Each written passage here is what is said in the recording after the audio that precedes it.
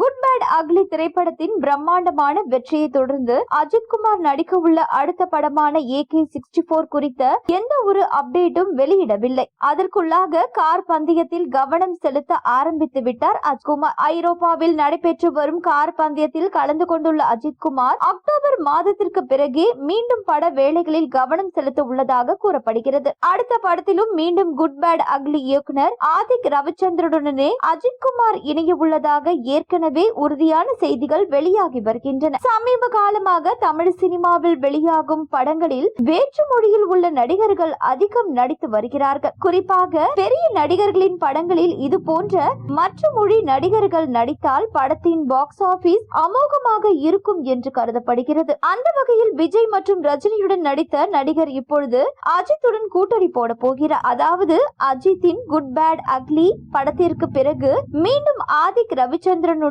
கூட்டணி போட இருக்கிறார். இந்த சூழலில் படத்தின் முக்கிய கதாபாத்திரத்தில் நடிக்க மலையாள சூப்பர் ஸ்டார் மோகன்லாலிடம் பேச்சுவார்த்தை நடந்து வருகிறது. சமீப காலமாக மோகன்லால் தமிழ் படங்களில் அதிகம் நடித்து வருகிறார். விஜயின் தந்தையாக சில்லா படத்தில் நடித்திருந்தார். இதைத் தொடர்ந்து ரஜினியின் ஜெயிலர் படத்தில் முக்கிய கதாபாத்திரத்தில் நடித்தார். இப்பொழுது ஜெயிலர் 2 படத்தில் இடம்பெறுகிறார். இந்த சூழலில் முதன்முறையாக அஜித்துடன் ஒரே திரையில் வர இருக்கிறார். மேலும் மலையாளத்திலும் மோகன்லால் அடுத்தடுத்து ஹிட் படங்களை கொடுத்து வருகிறார். இவருக்கு தமிழிலும் ஏராளமான ரசிகர்கள் இருக்கின்றனர். அஜித்துடன் நீண்ட வருடங்களாகவே நெருங்கிய நட்பில் இருந்து வருகிறார். இவர்கள் கூட்டணியை ரசிகர்கள் ஆர்வமாக எதிர்பார்த்து கொண்டிருக்கின்றனர். இந்த நிலையில் இதற்கான அதிகாரப்பூர்வ தகவல் விரைவில் வெளியாக இருக்கிறது. இதற்கு முன்பாக ஏற்கனவே வினோத், சிவா ஆகியோர் இயக்கத்தில் அஜித் தொடர்ச்சியாக 3 படங்களில் நடித்துள்ளார். தற்பொழுது அந்த பட்டியலில் ஆதிக் ரவிச்சந்திரனும் இணையலாம் என எதிர்பார்க்கப்படுகிறது.